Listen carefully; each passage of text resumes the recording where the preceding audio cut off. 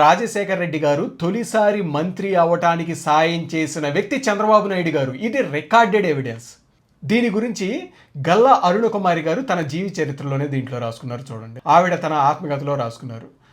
చంద్రబాబు నాయుడు గారు 1980-81 టైంలో వారి తండ్రి గారు అయిన పాతూరి రాజగోపాల్ నాయుడు గారి దగ్గరకు వచ్చి, అన్న నాతో పాటు నా ఫ్రెండ్ ఉన్నాడు కడపలో వైఎస్ రాజశేఖర్ రెడ్డి అని, తను ఎమ్మెల్యే, మంచి వ్యక్తి, చాలా యాక్టివ్గా ఉంటాడు, తనకు కూడా మంత్రి పదవి ఇప్పించండి, నాతో పాటే ఇందిరాగాంధీకి కూడా పరిచయం చేయండి అని అనేసి అడిగారు.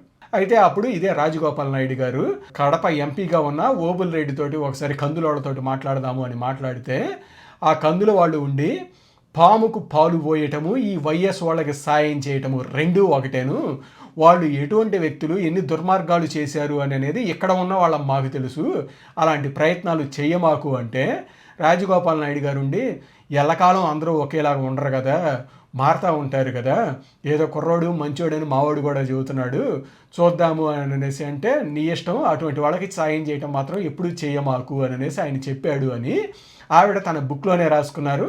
ఆ తర్వాత రాజగోపాల్ నాయుడు గారు ఇందిరాగాంధీ తోటి వీళ్ళతోటి మాట్లాడటంతో చంద్రబాబు నాయుడు గారితో పాటు రాజశేఖర్ రెడ్డి గారికి కూడా ఆ రోజు మంత్రి పదవి వచ్చింది.